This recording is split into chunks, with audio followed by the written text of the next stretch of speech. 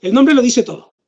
Instituto Coca-Cola de la Felicidad. Entonces, uno entra aquí a las páginas procedentes y entonces aquí están anunciando. El Instituto Coca-Cola de la Felicidad presentó un nuevo sitio de internet donde invita a todos los internautas a explorar y aprender de los más de 400 estudios seleccionados, entre cerca de 8,000 sobre felicidad y salud. Aquí está la idea de la ciencia.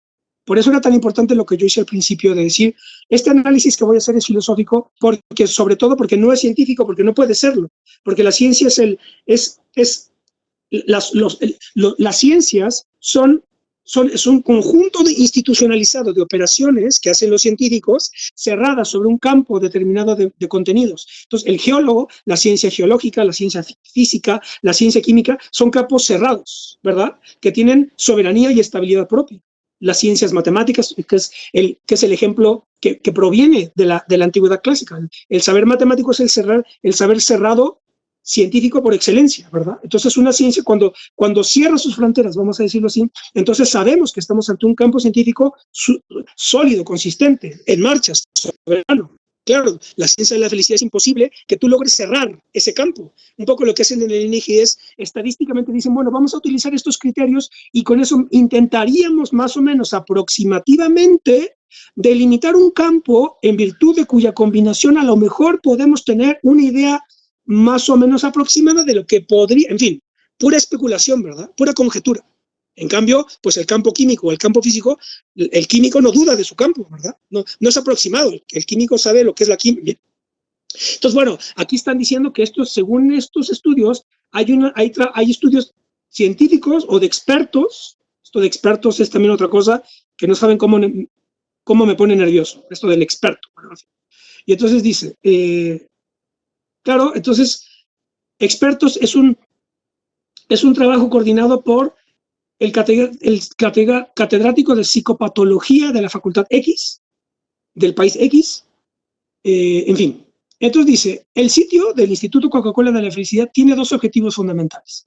Promover la investigación y la difusión de dicha investigación, es decir, un poco como lo que hacen con las encuestas, por lo que consolida la mayor base documental de estudios que vinculan la felicidad con la salud. Ahí hay un vínculo entre felicidad y salud, y cuenta con nuevas funcionalidades y contenidos para continuar promoviendo el estudio de la felicidad. Asimismo, la página tiene un blog con noticias actualizadas sobre el tema para establecer un diálogo con los visitantes. El Instituto de la Felicidad fue creado como parte de los esfuerzos por motivar una actitud positiva e inspira la reflexión. Entonces ahí está, felicidad, actitud positiva. Otra vinculación psicológica. Su misión es investigar y difundir conocimientos sobre la felicidad con la ayuda de grandes especialistas internacionales, expertos en diferentes materias, como psicólogos, profesores, economistas y científicos. Se dan cuenta que no mencionan a ningún filósofo. Que ese es un problema epocal de la filosofía, porque se pareciera que la filosofía está en las nubes, ¿verdad? O en las facultades, o en los congresos de filosofía, hablando de cosas abstractas y no de cosas sobre el mundo. Y está el problema. Porque entonces científicos, economistas, psicólogos, sociólogos se dedican a hacer estas ideologías, que esto es una ideología, ¿sí? Esto es un engaño, literalmente. Y entonces continúa, dice, por más de 127 años, fíjense ustedes, esto está me produce un poco de pena ajena, ¿verdad? Que adultos escribiendo estas cosas para adultos. Otra cosa es que adultos hagan cosas para niños, ¿verdad? La literatura infantil es todo un ámbito fundamental de la literatura, pero hecho por adultos. El problema es cuando los adultos se infantilizan, etcétera. Bueno, eso no. Esos son todos los problemas del diagnóstico que habría que hacer de nuestro tiempo. Pero bueno, en fin. Entonces dice esto. Por más de 127 años, el optimismo y la felicidad han sido temas que forman parte de la historia de Coca-Cola. Una compañía total de bebidas que trabaja bajo una filosofía de sustentabilidad. En fin. Entonces dice, recordemos que algunos ingredientes de la felicidad, ojo, quienes querían saber cuáles eran los ingredientes o la fórmula, pues tomen nota. Bueno, no, mejor no, estoy siendo irónico. Dicen, recordemos que algunos ingredientes de la felicidad son disfrutar de la vida, gozar de cada pequeño momento y sentirte bien contigo mismo.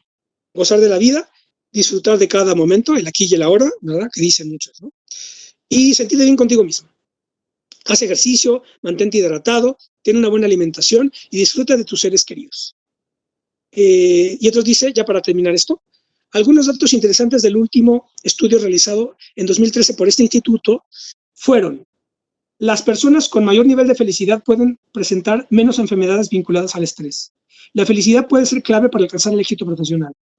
Incentivar en los niños valores como la amabilidad o el altruismo hace que crezcan más felices. Las buenas relaciones familiares y sociales generalmente son la principal causa de la felicidad.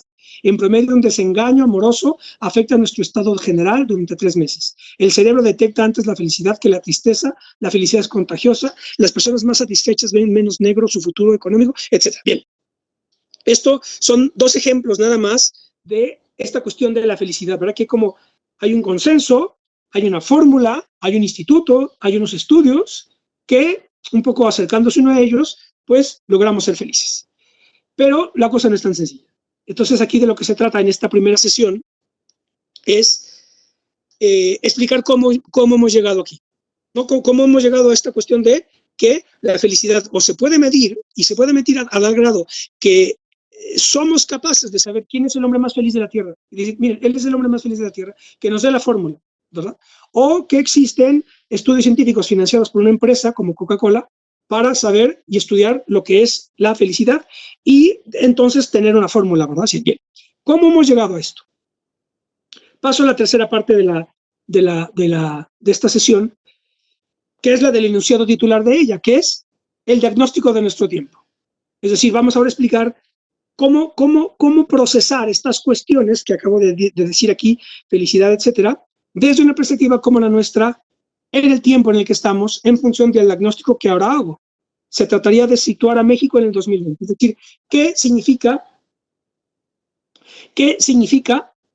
vivir en México en 2020? Lo voy a decir brevemente para después poder responder algunas preguntas, etcétera, ¿sí? Porque, ¿no? Esto es de 11 a 1 más o menos. Aquí voy a tener que meterme con algunas cuestiones de tipo histórico, pero intentaré ser coherente, sencillo, pero ya les digo, es decir, este seminario, para que sea serio y no sea una cuestión de dar fórmulas, ¿verdad?, falsas para disfrutar de la vida, eso yo no lo puedo hacer, ¿no? Eso no sería serio, y mucho menos en un seminario de la Cámara de Diputados, ¿verdad? Es imposible esto, aunque yo creo que es lo que abunda ahora. Esa es pero esto no, si tú, ojo, esto no, bueno, sí, para los que a lo mejor, bueno, no, muchos están diciendo, bueno, qué pesado se está poniendo ¿verdad? No, si en realidad yo lo que esperaba era consejos para llevarme la vida tranquila, etcétera, ¿verdad? Pero claro, en realidad lo que estoy haciendo es lo que hizo Sócrates con su tiempo, es decir, el análisis filosófico de todas aquellas ideas que estaban dadas por supuestas, ¿sí? Y claro, esa actividad filosófica es incómoda. Por eso la filosofía es una disciplina estratégica, útil, pero incómoda también, ¿sí? Porque a lo mejor pone en duda lo que todos dan por evidente. Entonces, esto es lo que está reflejado en el mito de la caverna de Platón, ¿sí? Un poco lo que es el Quijote también, ¿verdad? Que el Quijote quiere liberar a la gente, ¿sí? Pero luego, cuando los libera, les va peor y entonces le reclaman que los liberó, etc. Estamos en un problema pues histórico, filosófico. Pero en fin, para ir intentando terminar, ¿no? Voy a solamente apuntar algunas cosas para más o menos lograrnos situar qué significa vivir en México en el siglo XX. Entonces, la cuestión aquí sería decir qué es México, ¿sí? Y qué significa el 2020, no el siglo XX, perdón, el 2020. Entonces, para esto voy a dar 2 criterios generales. Un criterio geográfico espacial demográfico, criterio geográfico espacial demográfico, y un criterio histórico. Y el criterio histórico se desdobla en 3 planos, ¿sí? Por cuanto al criterio geográfico espacial, no diré demasiado, es muy evidente. México está situado en el extremo occidente europeo, ¿sí? En el continente americano, ¿sí? En fin, puede ser un poco obvio, pero simplemente soy riguroso, ¿verdad?, con la utilización de los criterios. Entonces, esto significa que nosotros no estamos ni en Indonesia, ni en China, ni en Kuwait, ¿verdad?, ni en los Emiratos Árabes, ¿no? Estamos en el continente americano y en el extremo occidental de todo el desplazamiento de Europa a través del Atlántico, que terminó configurando las naciones políticas que hoy conforman el mapa continental, ¿verdad? Entonces, en fin, y demográficamente, pues lo que sabemos todos, en fin, somos 100 y pico millones de de hispanohablantes. Esa es la cuestión. Entonces, por cuanto lo importante es el criterio histórico, el criterio histórico. El criterio histórico, para situar a México, en términos históricos, hay 3 subdivisiones. Un primer plano político, ideológico, cultural, un segundo plano económico, productivo, y un tercer plano tecnológico, civilizatorio. Plano político, ideológico, cultural, plano económico, productivo, plano tecnológico, civilizatorio, todos dispuestos históricamente, es decir, que se van desplegando a lo largo de los siglos. Y en ese despliegue, México termina hoy, ¿verdad?, en 2020, como una nación con características fundamentales. Eso es lo que quiero señalar. Por cuanto al plano político, ideológico, cultural, México es una nación política occidental. Eso es fundamental. México es una nación política occidental. ¿Qué significa eso? ¿Qué significa ser una nación política occidental? Pues que somos herederos, de manera general, estructural, voy a decirlo así, somos herederos de una plataforma, en primer lugar, cristiano-católica. Esto es importantísimo entenderlo porque después todo el problema de la felicidad está vinculado con estas consideraciones. Por eso era importante hacer este mapa, pero es un mapa general, histórico, amplio, claro, que requiere cierto detalle, ¿sí? Porque, si bien, entonces, en primer lugar, México y América, a través del desplazamiento, ¿verdad?, en la era de los descubrimientos de toda la estructura europea, ¿sí?, con la conquista, etcétera, ¿sí?, se desplaza hacia América e incorpora a América a la estructura cristiano-católica en México y cristiano-protestante en Estados Unidos, ¿sí? Primera consideración. ¿Qué supone formar parte de esta plataforma concretamente cristiano-católica? Esto no tiene que ver nada con que yo crea o no creo, que quien crea o no cree en Dios, etcétera. Eso no importa. Ni que se practique o no se practique, eso no importa. Lo importante es la estructuración histórico-cultural, ese es el asunto. Es decir, estas son sociedades no islámicas, por ejemplo, o budistas, ¿no? Y eso es el resultado de la historia, ¿sí? No, bien. Entonces, ¿qué se supone formar parte de esa estructura cristiano-católica? Pues ser a su vez tributaria o heredera de una gran matriz cultural, que es la matriz judío-cristiana, greco-helenística, romano-latina e hispánico-americana. ¿Sí? Es decir, la tradición judío-cristiana, la cuestión bíblica, la tradición greco-helenística griega, después la organización del Imperio Romano latino. Eso es fundamental, ¿eh? Es decir, el desplazamiento del Imperio Romano en el ámbito occidental que se organiza en función del latín. Esto lo digo para diferenciar la parte oriental del Imperio Romano, bizantino, greco-bizantino, que es la forma en la que Rusia y los países de Europa del Este se cristianizan, es decir, la Iglesia ortodoxa, ¿sí? Una cosa es el cristianismo ortodoxo, que es toda Rusia son ortodoxos, y otra cosa es la cristiandad romano-latina. La frontera está en Polonia, ¿sí?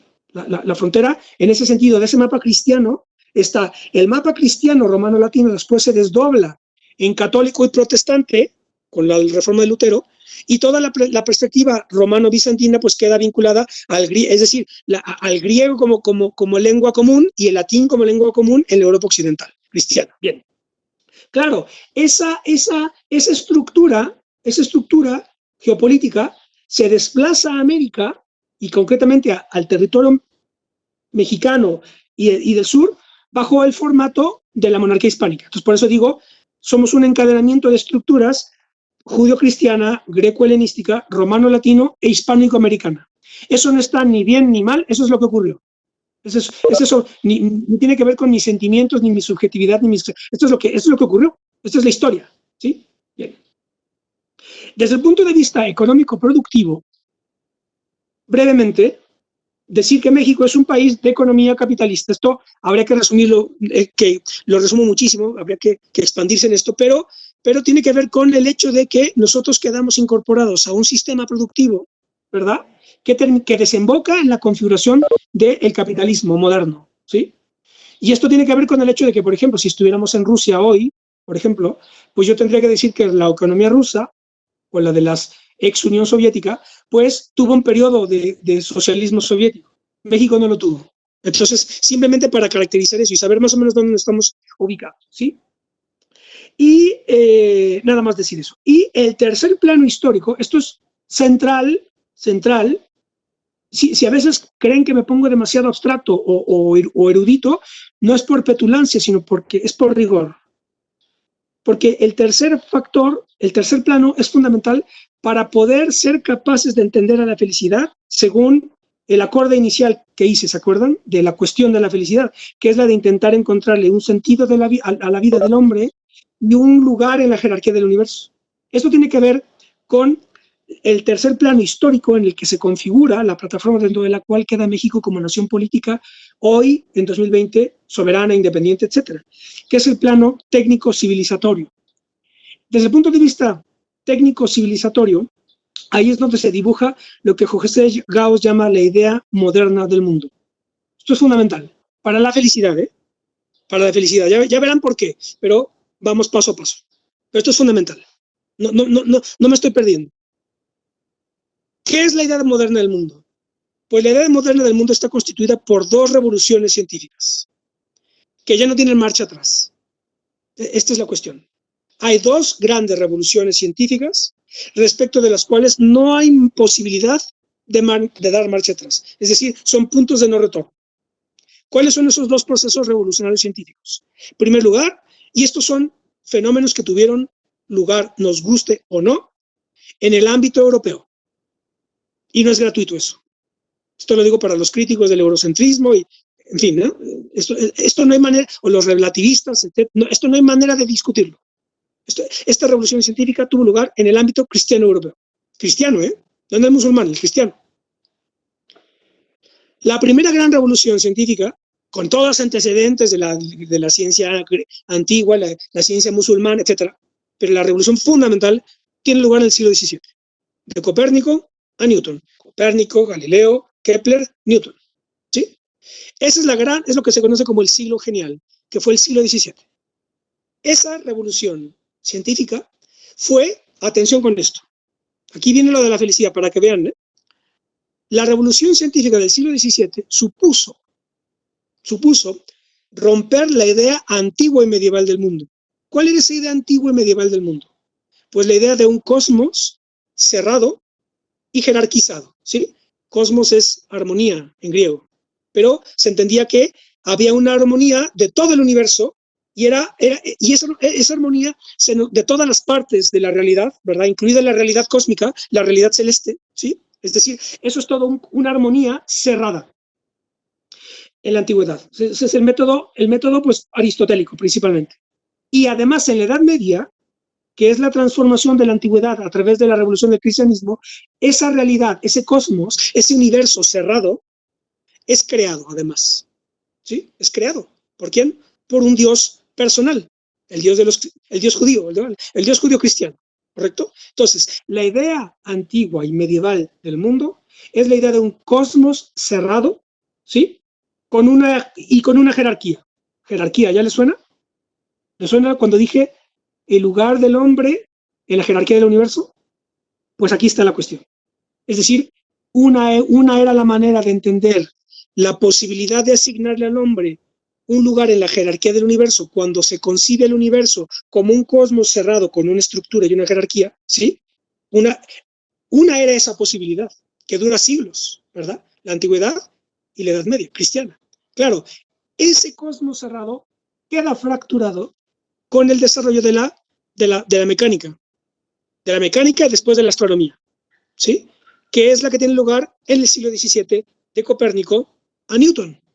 ¿Qué ocurre? Pues que esa idea del universo como un cosmos cerrado estalla por los aires y el universo se convierte en una estructura infinita en expansión. ¿Se dan cuenta? Y entonces esa estructura infinita en expansión se estudia a través de la geometría, Descartes y compañía, el cálculo, ¿sí? Y las leyes de la mecánica, el mecanicismo. Y entonces ese es el corte que tiene lugar a partir del siglo XVII en toda la historia del pensamiento científico, que bueno, esto ya no nos podemos detener.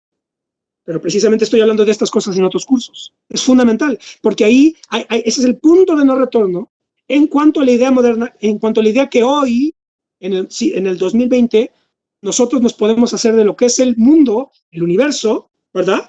Y el lugar que el hombre puede tener en esa estructura. ¿Cuál es el problema? Pues que cuando ese cosmos antiguo y medieval se rompe, entonces se hace imposible atribuirle una jerarquía al universo. Ya no hay una jerarquía del universo. Ya no la hay, porque no está cerrada, es infinita y está en expansión. Y entonces, claro, ya es un problema situar a Dios. Entonces, ahí, a partir del siglo XVII, entra en crisis total toda la concepción cristiana, creacionista del mundo, etcétera. Y es un poco parte es uno de las grandes cuestiones problemáticas de nuestro tiempo, que viene de muy lejos, ¿se dan cuenta? Es decir, del siglo XVII, ¿sí? Luego viene el siglo XVIII, XIX, etcétera. ¿Cuál fue el segundo gran proceso? La segunda gran... Ya que se acabó, ¿eh? ¿Cuál fue la segunda gran revolución científica? Pues la revolución científico-industrial. Es decir, todas estas grandes teorías que revolucionaron completamente nuestra forma de entender el mundo, ¿sí? De la idea antigua y medieval a la idea moderna, ¿verdad? ¿Sí? Según lo acabo de explicar, de Copérnico y Newton, ¿sí? Cuando tiene lugar la revolución industrial entre fines del siglo XVIII y durante todo el siglo XIX, esto es algo que plantea Marx de una manera genial, todas esas grandes teorías que van consolidándose son absorbidas por el proceso de la producción que se ve catapultado a partir de descubrimientos que tienen en el ámbito inglés y que perfila lo que se conoce como revolución industrial, configuradora del sistema económico de producción capitalista en el que está el mundo entero en la actualidad, ¿sí? Hubo un intento en la Unión Soviética de transformar esa estructura capitalista, ¿sí? en un modelo soviético, etc. Entonces ahí está, por eso el plano económico productivo hay que por lo menos señalarlo, ¿verdad? ¿Sí? Fue un intento, pero ese intento era dentro de la estructura capitalista, era transformarla en otra cosa, en fin, esto tiene que ver con la historia de la economía, la producción, etc. Pero en términos tecnológicos civilizatorios, es lo que señala Marx en El Capital, ¿verdad? Es decir, el capital es aquella formación histórica en virtud de la cual la ciencia se convierte en un factor de la producción. Mientras que antes era algo asociado a los genios, Newton, Copérnico, ¿verdad? Muchos de ellos eran clérigos, estaban dentro de la iglesia, etcétera, ¿sí? Con la revolución industrial, la ciencia se convierte en una variable, en un factor de la producción.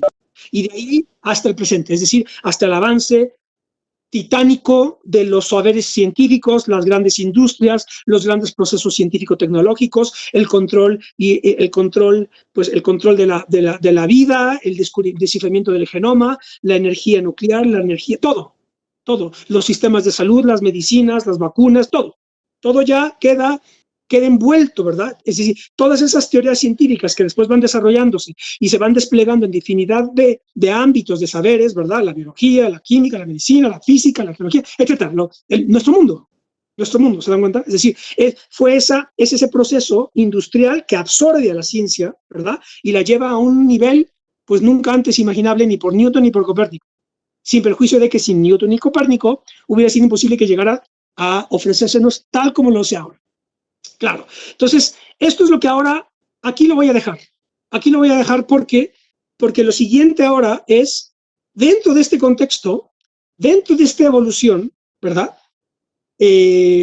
Histórico, cultural, etcétera, que si judio-cristiana, que si romano-latina, que si católica, etcétera, la revolución económica, ¿verdad? Después la ruptura de la idea del antiguo y medieval del mundo por la idea moderna, que viene de las ciencias del siglo XVII, y luego la transformación de esos saberes científicos en factores de la producción por la revolución industrial y el capitalismo, ¿verdad? Pues nos sitúa en un tiempo que es el tiempo que nos ha tocado vivir. Y entonces ahora lo que sigue en la siguiente sesión será tratar de más o menos abordar el asunto del sentido, es decir, ahora sí podemos decir qué significa preguntarse por el sentido de la vida en nuestro tiempo, según lo que tengo dicho, es decir, en el México del 2020. ¿Qué es vivir en México del 2020? Pues un poco lo que acabo de explicar aquí en función de este mapa de muchos siglos, ¿se dan cuenta? Aquí lo voy a dejar, quedando emplazados entonces para la próxima sesión sobre el sentido de la vida y dejando ahora abierta la sesión para preguntas y respuestas, si es lo que disponen aquí los organizadores. Ahí ustedes me indican.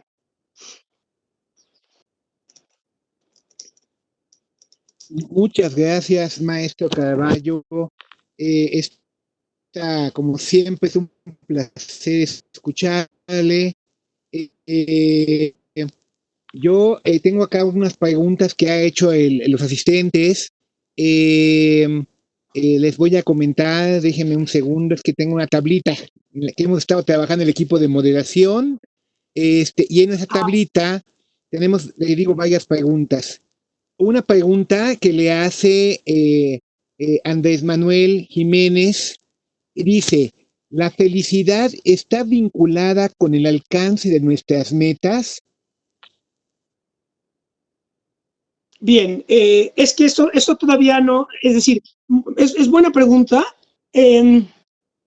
Sí, de alguna manera sí, aunque todavía no se trata de responderlo, porque apenas estamos en diagnosticar porque, por ejemplo, si yo me atengo a lo que acabamos de analizar en esta primera sesión, yo te podría decir, Andrés Manuel, gracias por tu pregunta, yo te podría decir, correcto, que dice Marx, que es la tesis general de Marx, ¿no? Que dice, ninguna sociedad se plantea objetivos para la consecución de los cuales no existan ya las condiciones objetivas para que se alcancen. Es decir, o de otra manera, en términos geométricos, no hay problema sin teoría. Primero está la teoría para que después puedas ver el problema, ¿sí? Entonces, hay metas, es decir, la meta de llegar a un planeta más allá de la órbita lunar, pues es una meta que la sociedad del siglo XX se puede plantear y que no se pudo haber planteado alguien en el siglo XVII, por ejemplo. Entonces, bueno, es lo que se me ocurre decir. Se me ocurre decir eso, es lo que se me ocurre decir de momento. Que en primer lugar, sí, tendría que ver con esas metas, pero termina siendo una cuestión subjetiva otra vez, porque de lo que se trataría de ver es, digamos, clasificar esas metas, porque, por ejemplo, pues yo qué sé, la meta de Adolfo Hitler en el contexto de la Segunda Guerra Mundial era expandir digamos, expandir las fronteras del Lebensraum, ¿verdad? Del espacio vital del Tercer Reich alemán y dominar primero Europa y luego expandirse por todo el mundo, ¿verdad? Entonces, pues imagínense ese objetivo tan atroz. Imagínense ustedes ese objetivo tan atroz que hubiera. Okay. Frenar ese objetivo, frenar esa meta, produjo la Segunda Guerra Mundial. La coalición militar más importante de la historia que comandó Eisenhower, ¿verdad? El general más grande de la historia, en el sentido de que tuvo el ejército más grande de la historia, fue el que en guerra, ¿verdad? En coaligados en guerra fue Eisenhower. Entonces, claro, sí, la meta del Estado Islámico actualmente, pues es otra vez expandir el califato a Europa y a toda América, ¿verdad?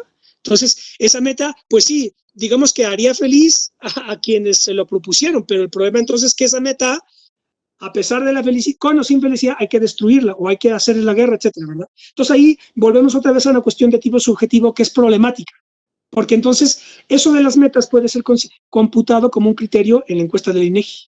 Entonces, claro, ¿sí me explicó? Entonces, en fin, eso es lo que se me ocurre decir ahora, pero todavía estamos ahorita en la fase preliminar.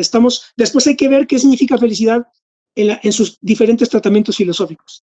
Adelantando un poco, la clasificación fundamental es la de Aristóteles, que es el primero que sistematiza filosóficamente el tema de la felicidad. No significa que no haya habido antecedentes, pero nadie clasifica la felicidad antes de que lo hiciera Aristóteles tal como lo hizo. Y Aristóteles vincula, aquí lo dejaría, la felicidad con las virtudes, la diferencia entre las virtudes sensibles y las virtudes intelectuales. Pero eso, allá llegaremos después. Ok, muchas gracias, maestro. Aquí tenemos otra pregunta de José Rodríguez. Él hace un planteamiento para poder, pues, darle, digamos, un marco a su pregunta. Él dice, la pregunta que menciona qué quiere ser y la respuesta quiero ser feliz denota que la persona considera que en ese momento no es feliz. Y esto se relaciona con la idea del futuro mejor, donde nos dicen que nuestro accionar debe estar dirigido a conseguir la felicidad, aunque en el momento actual no lo sea. Bajo esta línea, mi pregunta es, ¿en qué momento la persona debe considerarse feliz? No en relación con lo que quiere ser, sino con lo que es. ¿En qué momento la persona debe considerarse feliz? Magnífica pregunta, pero es que me harían adelantarme, pero es una pregunta magnífica, porque menciona ahí el presente, el futuro, la idea de futuro, porque, por ejemplo, la diferencia entre, es muy buena pregunta, te felicito, José Rodríguez, ¿verdad? Porque ahí tú aquí nos ponemos entre la diferencia entre la concepción del tiempo griego y la concepción del tiempo cristiano, que fue también revolucionario, porque para el griego el tiempo era cíclico, ¿verdad? ¿Y por qué era cíclico el tiempo? Pues porque cíclicas son el recorrido de las estaciones, ¿verdad? Entonces, que tiene que ver con la agricultura. Entonces, para el griego, por eso la concepción de la vida griega es trágica, porque para ellos la idea de futuro no existía tal como existe para nosotros. Porque la idea de futuro, en cuanto que horizonte que está delante de nosotros, dispuesto en el tiempo, es fruto de la revolución cristiana. Porque a partir del cristianismo es cuando se concibe el tiempo en términos no circulares, sino lineales. Hay un presente, que es en el que el hombre peca y cae, ¿sí? Y a partir de esa caída del hombre se le despliega ante sí un futuro, ¿verdad? Y que, de modo tal que en esa disposición la historia no es otra cosa que la historia de la salvación. Entonces la idea de futuro y de esperanza es propiamente cristiana, es un antecedente, y todo el problema del mesianismo, ¿verdad? Cuando se habla del mesianismo político, que se suele mencionar con mucho desprecio y como si fuera algo irracional, pues quien lo dice así a la ligera no se entera de que estamos metidos en la médula del problema de la filosofía de la historia a partir del cristianismo, porque solamente a partir del cristianismo es posible pensar en un futuro, ¿verdad? Y por tanto el futuro, la esperanza. Spinoza después critica esto y dice, claro, tú controlas a una sociedad con la esperanza y con el miedo. Pero bueno, en fin, esto es otra cuestión. Pero entonces, claro, sí, tiene que ver con el tiempo, con la disposición temporal, y me remites otra vez a Aristóteles, porque me voy a volver a adelantar, pero Aristóteles dice que la clave de la felicidad es la posibilidad de que sea eterna, ¿te das cuenta? Es decir, que no sea algo que esté por venir o que tú lo busques, sino que pueda ser eterna. Y entonces ahí la cosa es, ¿qué actividad humana que te reporta felicidad puede ser eterna? Ya no digo más porque me voy a estar adelantando. Pero bueno, muy buena pregunta. Pero a ver si habría que ver un poco que preguntas sean vinculadas a lo que estamos tratando ahorita. Lo importante es nosotros lograr comprender este diagnóstico que hago y lo que significa vivir en México en 2020. Ese es el asunto. Ok, claro que sí, maestro. Muchas gracias. Mire, están ahorita dando muchas preguntas, pero estamos tratando de sintetizar en el equipo de moderación. Sí. Ciertamente creo que está generando mucha inquietud lo que usted está diciendo y por eso pues cada quien está preguntando lo que le interesa. ¿Perdón? No, digo, espero que inquietud para bien, no para mal. No, sí, mire, esta pregunta de alguien que se identifica como Enrique, que creo que es un compañero de nosotros, sí. Dice, ¿el estado de ánimo es un factor para medir la felicidad?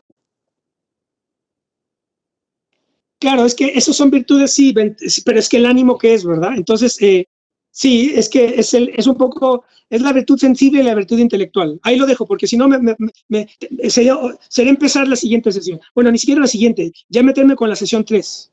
Entonces, ahí son muy buenas preguntas, por lo menos vamos ubicándonos, ¿no? Entonces, sí, tiene que ver con un estado de ánimo, pero te adelantaría que el asunto es, según la problematización de Aristóteles, si ese estado de ánimo puede durar de manera eterna. Ese es el asunto. Es decir, ¿qué actividad que te produce un estado de ánimo determinado puede ser eterna? Ese es el asunto. Entonces, ok, la felicidad es un estado de ánimo. Ahora, ¿qué actividad tengo que hacer para que se dé el estado de ánimo propio de la felicidad? Y ahí está el problema. Ahí está el problema. Que hay que, después lo desarrollo. Muy bien, maestro. Siguen llegándonos preguntas. Ana Lilia Valdés Sepúlveda pregunta, ¿la felicidad es individual o colectiva? Yo diría, sí, también una pregunta muy pertinente, sí, yo diría que es ambas, en el sentido de que tiene que ser, pues, es individual y colectiva en el entendido de que el individuo no se entiende sin la colectividad, ¿sí? O sea, ese es el asunto, es decir,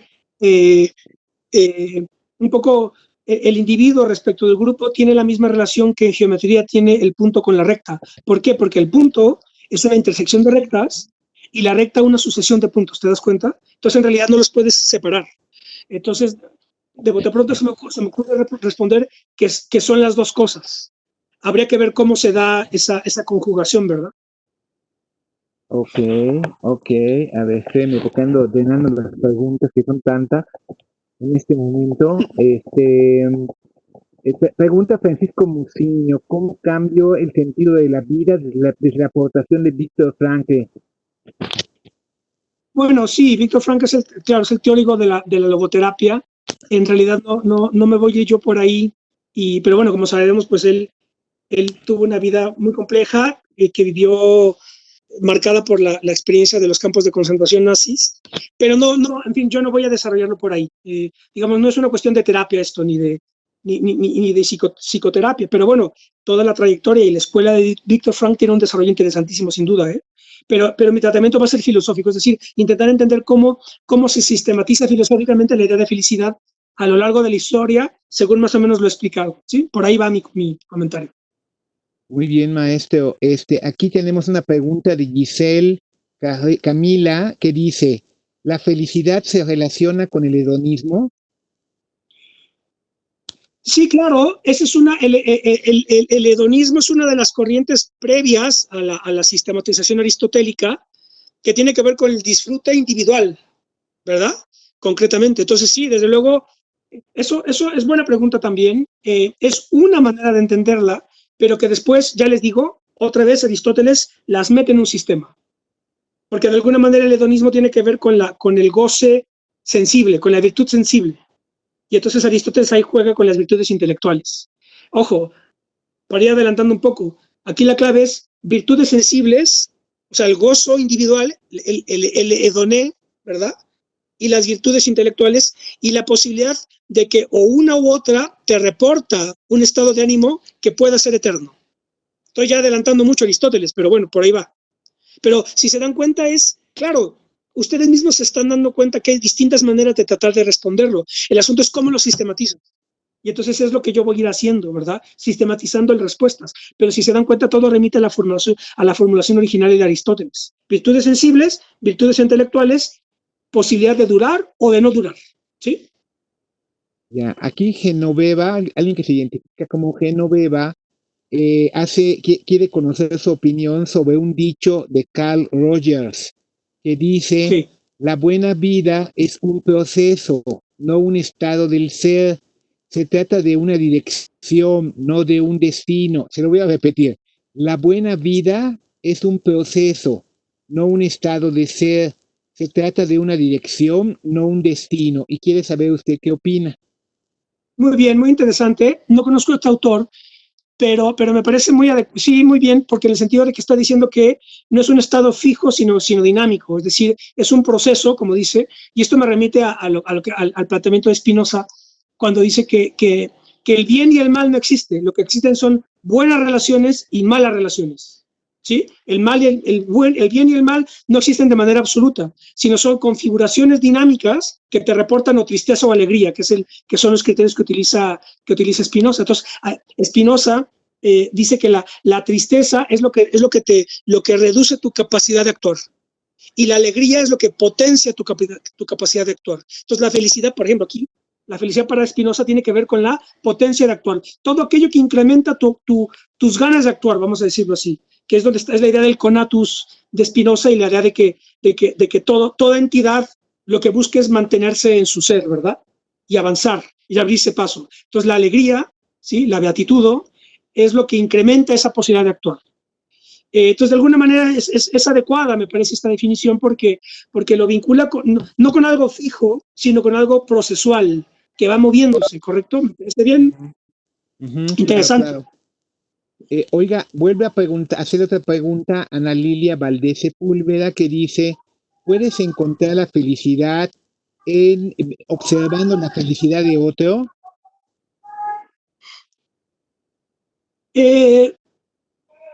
Sí, o sea, yo creo que sí, tiene que ver precisamente con esta idea de Spinoza que a lo mejor la alegría de otros potencia tu propia actividad, capacidad de actuar, ¿verdad? Y entonces se multiplica y se generan buenas relaciones. Entonces, en este sentido, sí. O sea, Spinoza dice que el individuo está el individuo es una estructura de diversas partes que lo van determinando. Y entonces, todas esas estructuras que lo determinan son relacionales, ¿sí? Entonces, en efecto, sí, claro. Otras felicidades, pues, se transmiten y configuran relaciones potenciadoras, vamos a decirlo así.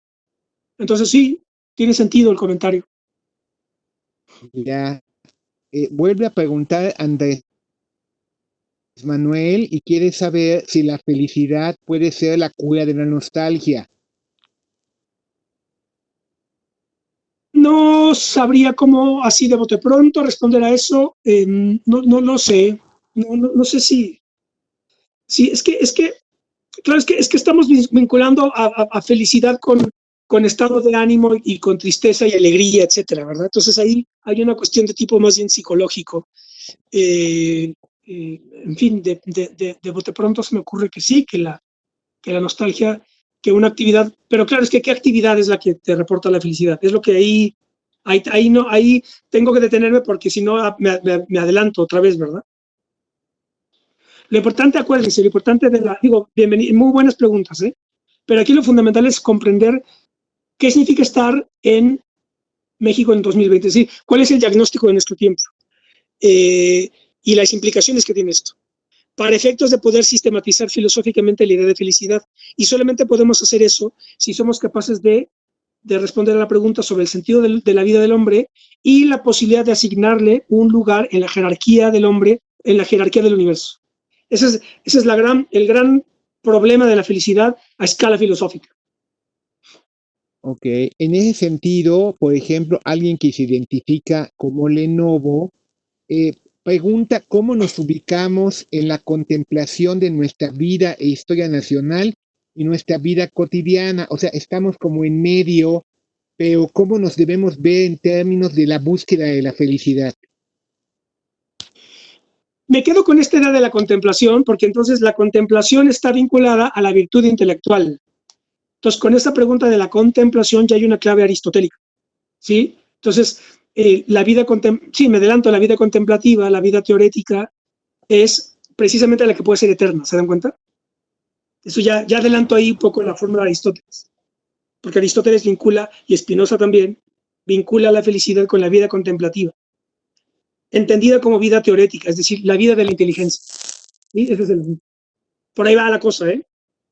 Aquí, Creo que vamos acotando bien el tema. sí, la verdad está, cada vez se pone más interesante y esto que es la primera sesión. La primera, sí. Mire, aquí la licenciada Báez hace un comentario muy interesante respecto a la pregunta que se hizo sobre el estado de ánimo, la felicidad como estado de ánimo, y ella en su comentario plantea la relación de la felicidad con la evocación de los tiempos felices. Sí, es un comentario platónico, yo diría, de tipo platónico, porque la idea de la evocación de tiempos, si tú evocas lo pretérito, entonces, digamos que Platón plantea que las ideas, es algo que el hombre ya conoce.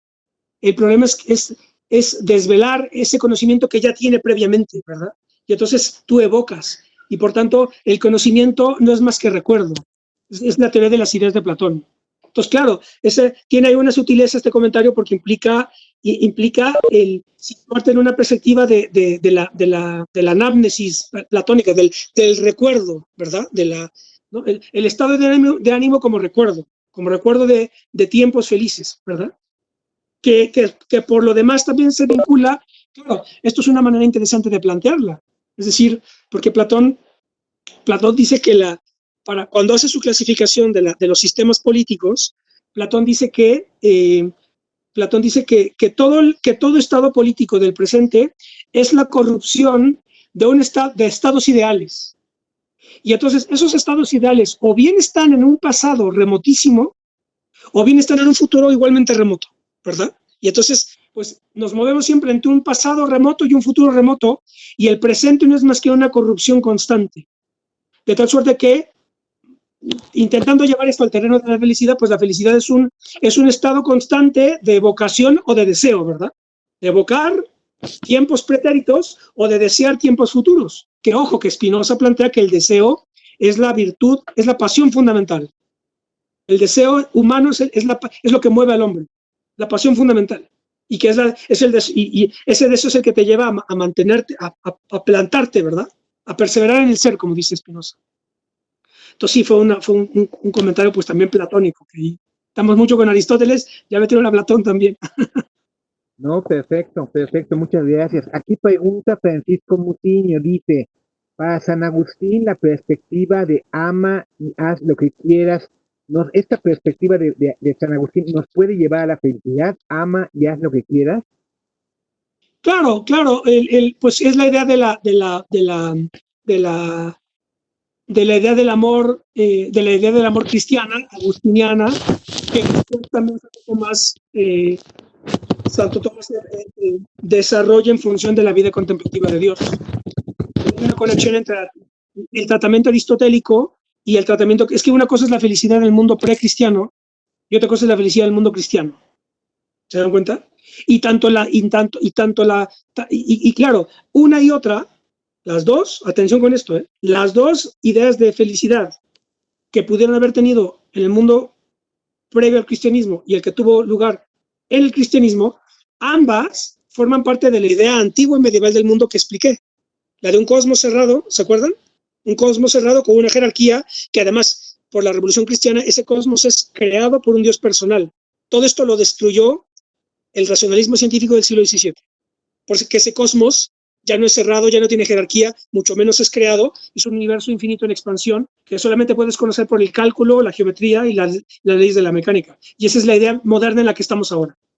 Claro, es una idea moderna que está recortada dentro de esa plataforma greco-helenística y cristiana, ¿eh? No es una ruptura, es un desdoblamiento, ese es el asunto. Ese es el error que se piensa, que que el mundo moderno es un corte con el mundo cristiano. No, es un desdoblamiento. Es un desdoblamiento. Y entonces no es una super. O sea, bueno, como decía Labriola, si comprender es superar, superar es sobre todo haber comprendido. Entonces, ok, si nos queremos situar, es un poco lo que estamos haciendo aquí. No estoy diciendo yo que yo quiera volver a la Edad Media, eso es imposible, pero hay que entenderla. Hay que entender cómo se configuró y después cómo lo que supuso la ruptura del siglo XVII respecto de esa concepción medieval del mundo. ¿Sí? Para poder entender ahora sí, en un mapa general, la diferencia de épocas y saber situarnos qué es vivir en nuestra época, en nuestro tiempo. ¿Sí? Por ahí va más o menos la cosa. Ok, Dionisio nos plantea, entonces debemos entender que la felicidad se define y cambia con el contexto histórico. Hombre, claro, sí, por supuesto. Sí, desde luego. Bien, está claro, esta pregunta se ajusta al propósito, en fin, todas están muy bien, las preguntas, pero esta se ajusta a lo que el paso 1 es diagnosticar nuestro tiempo, en dónde estamos parados y qué significa estar parados donde estamos parados, y poder distinguirlo de periodos anteriores. Y entonces, claro, las preguntas y las respuestas, ¿verdad?, son distintas hoy que en la Edad Media o en la Edad Antigua. Y entonces, una es la forma en la que podemos llegar a la felicidad hoy y otra es la que se le daba en la Edad Media. Muy bien, eso es ya pensar históricamente. Esta pregunta significa que ella está pensando históricamente. Muy bien. Hay una pregunta que tenemos, todavía nos queda tiempo, que tenemos que plantea la doctora. Es muy interesante su pregunta, en donde ella dice, ¿cómo se vincula el arte, la cultura y las leyes con la felicidad? ¿Cómo se vincula el arte, la cultura y las leyes con la felicidad? ¿Sí? ¿Esa es la pregunta? ¿Sí? Yo escribí una idea cuando sea grande. ¿Puedes? A ver, creo que se nos metió audio. Falso para darme tu Por favor, si puede cerrar su audio. Grabación Sí, pueden cerrar sus audios, de favor. de mi idea. Bueno, ya, creo que ya. Sí, la pregunta es esa, ¿cómo se vinculan la cultura, las artes y las leyes con la felicidad? Porque Bueno, sí, es una pregunta eso no es, enorme, ¿no? es muy amplio eso no podría, en fin, el arte en cuanto que actividad contemplativa, si es desde el punto de vista de quien contempla, pues puede haber ahí alguna clave que te lleve a la felicidad cuando se considera como contemplación, ¿eh? Eh, y también en cuanto a actividad productora, ¿verdad? De obra artística, ¿verdad? En el sentido de que puede ser eterna, ¿verdad? Es decir, el pintor, el músico, pinta y toca allí donde, o compone allí donde esté. Y a lo mejor no tiene fin esa actividad. Y ahí puede estar vinculada con la felicidad, entendida como virtud intelectual de Aristóteles. Y la cultura del hombre, eso es muy amplio, y la ley tampoco. No sabría cómo responder eso. Me lo dejo tarea, porque es muy amplio eso. Bueno, tenemos más sesiones y seguramente se Sí, reformulará esta pregunta con lo que vayamos viendo. Sí, sí. hay una pregunta más del licenciado Sergio Becerril, que él Sí. dice, ¿la felicidad depende más de lo que somos que de lo que tenemos?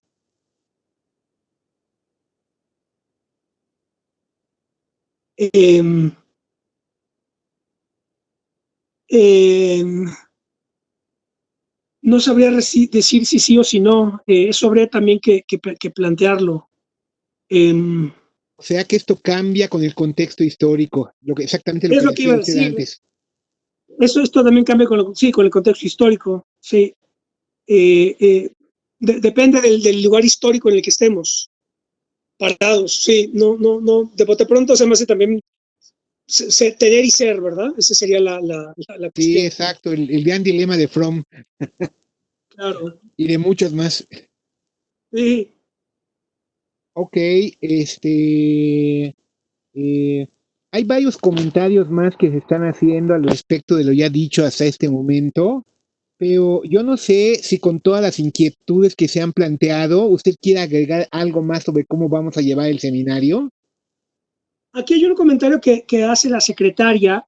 Comenta que esta cuestión del desdoblamiento Ajá. de fases históricas, ella recomienda el clásico de Humberto Eco, El nombre de la rosa, que también está en la película, que no recuerdo quién la dirige, pero la película está en Prime Amazon. Entonces, gracias a la secretaria que nos hace también este comentario, y que de hecho, claro, ahora que recuerdo, en El nombre de la rosa, se plantea que estaban escondiendo un libro de Aristóteles que hablaba de la risa, precisamente. Parte del misterio ahí de los asesinatos en aquella abadía del nombre de la rosa era que envenenaban un libro, las esquinas de un libro les ponían veneno porque era un libro prohibido, porque era sobre Aristóteles, era de Aristóteles sobre la risa, para que vean que la filosofía trata de cuestiones totalmente mundanas como la risa, ¿verdad? La risa o la felicidad.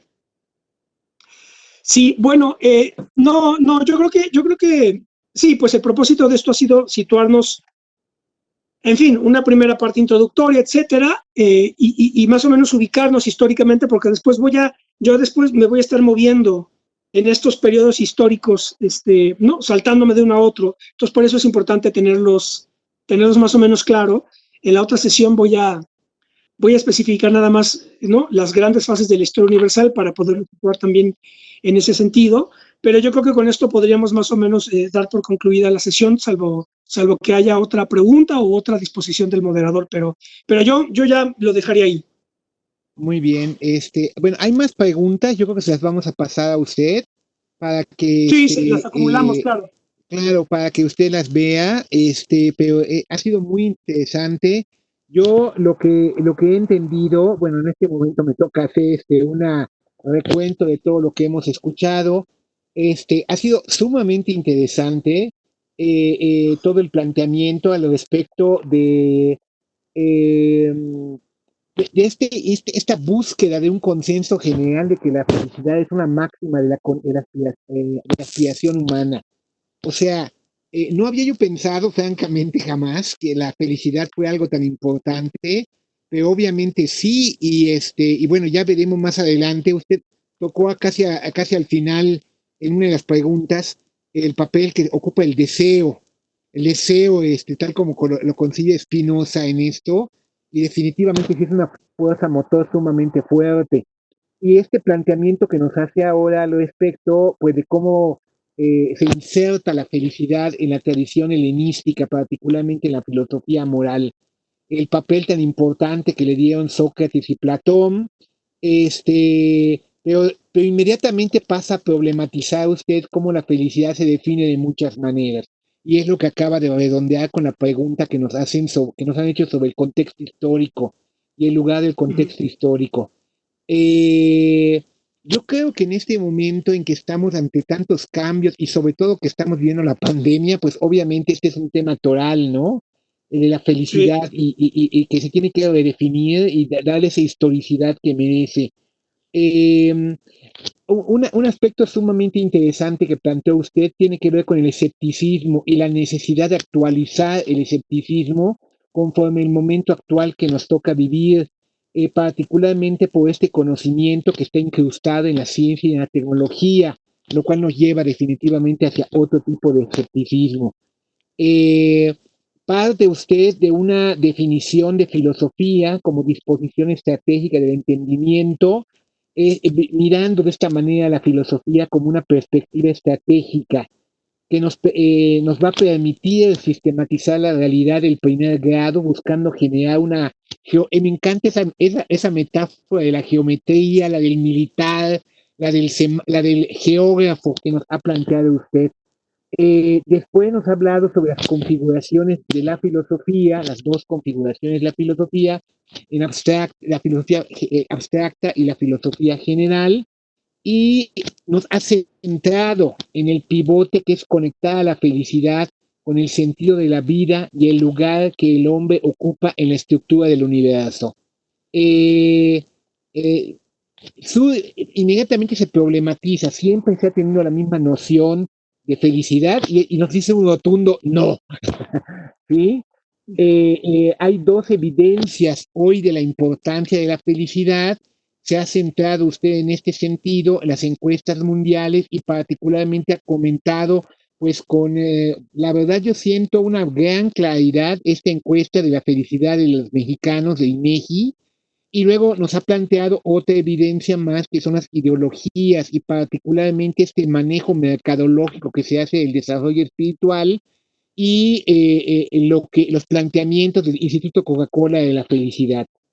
Se centra usted en la filosofía con la que va a abordar la felicidad, que esta filosofía particular que se centra en la ciencia, en una mirada científica de la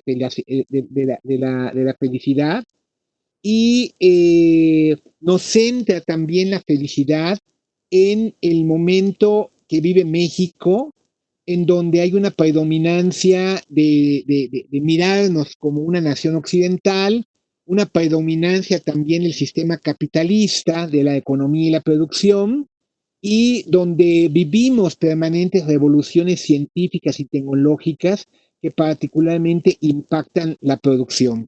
Yo me quedo con este buen sabor de boca, sobre todo de este énfasis que usted ha puesto en la importancia rectora que tiene el deseo espinociano, particularmente pues para analizar las diferentes concepciones de la filosofía que se van presentando a lo largo de la historia.